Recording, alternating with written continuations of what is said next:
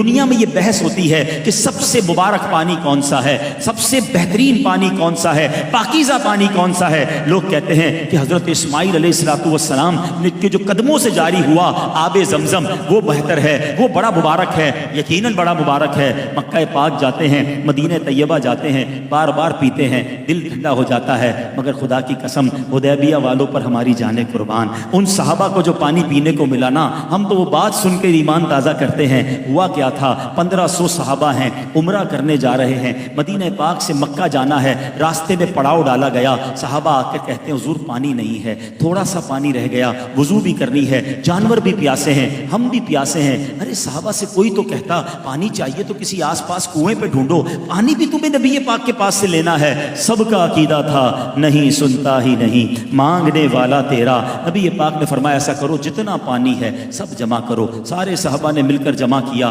روایت کے الفاظ ہیں ایک برتن بھی پورا نہیں بھرا، یعنی سب نے اپنی چھاگل اپنے تھرموس کہہ لیں سب ڈالے، اتنے سارے صحابہ سے ملا کر بھی اتنا پانی نہیں تھا کہ ایک پورا برتن بھرتا۔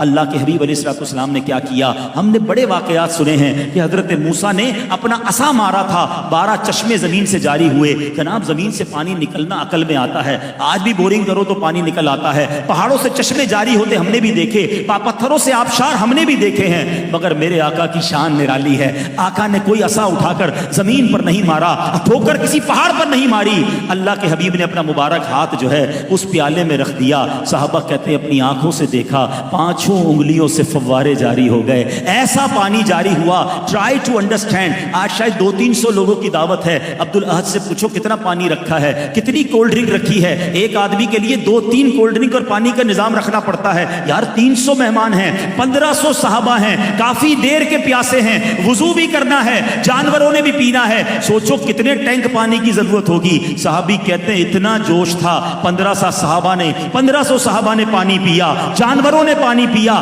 برتن بھر لیے، اور کہتے ہیں اللہ کی قسم اتنا جوش تھا 1,00,000 صحابہ ہوتے وہ بھی سب کو پورا ہو جاتا۔ اب میرے آقا ایسا معجزہ دکھائیں تو بریلی کے تاجدار کا قلم کیسے خاموش رہے۔ آپ کیا کہتے ہیں، فرماتے ہیں انگلیاں ہیں فیض پر ٹوٹے ہیں پیاسے جھوم کر، انگلیاں ہیں فیض پر ٹوٹے ہیں پیاسے جھوم کر، ندیاں پنجاب رحمت کی ہے جاری واہ واہ۔ حضرت قتادہ کی آنکھ کی بات کروں یا صحابہ کی ٹوٹی ہوئی پنڈلی کی بات کروں، کسی صحابی کو لکڑی پکڑاتے وہ نورانی ہو جاتی، کسی حبشی کے چہرے پر ہاتھ پھیرتے تو وہ نورانی ہو جاتا۔ ارے کس کمال کی اور کس اختیار کی بات کروں۔ ارے آج تک ہم نے سنا ہے کوئی کسی کو مال دے سکتا ہے، کوئی کسی کو کھانا دے سکتا ہے، چلو کوئی کسی کا علاج بھی کر سکتا ہے، مگر یہ کبھی نہیں سنا تھا کہ جناب کوئی کسی کو یادداشت اور حافظہ بھی دے سکتا ہے۔ حضرت ابو ہریرہ کہتے ہیں آقا کے قدموں میں رہتا تھا، مگر پرابلم یہ تھا روز حدیث سنتا تھا، یاد نہیں ہوتی تھی، سبق یاد نہیں ہوتا تھا، بڑا افسوس ہوتا تھا، اتنی پیاری موتیوں جیسی باتیں سنتا ہوں مگر حافظے میں کیوں نہیں رہتی۔ صحابہ کو پتا تھا what ever problem solution in the court of رسول پاک۔ چلو آقا کی بارگاہ میں پہنچ گئے، حضور مجھے کچھ یاد نہیں رہتا، حضور میرا حافظہ بڑا کمزور ہے۔ اب ذرا حدیث کے الفاظ سنیے گا، آقا نے کہا ابو ہریرہ اپنا دامن پھیلاؤ، اپنی چادر پھیلاؤ۔ کہتے میں نے آقا کی بارگاہ میں چادر پھیلائی، نبی پاک نے ان سین، ہاتھ میں کچھ نظر نہیں آ رہا تھا مگر آقا علیہ السلام نے اپنی مٹھی میری چادر میں کھول دی، فرمایا ابو ہریرہ اس چادر کو سینے پہ لگا لو۔ ہم جیسا کوئی مطلبی آدمی دنیاوی آدمی ہوتا تو کہتا حضرت کچھ ڈالے تو صحیح، نظر تو کچھ نہیں آ رہا، کہہ رہے لے جاؤ، میں نے تو اتنی محبت سے آپ کے پاس دور سے آیا تھا۔ صحابی کا عقیدہ دیکھو، کہتے میں نے چادر سینے سے لگا لی، وہ دن تھا اور آج کا دن ہے، آقا جو فرماتے مجھے یاد ہو جاتا ہے۔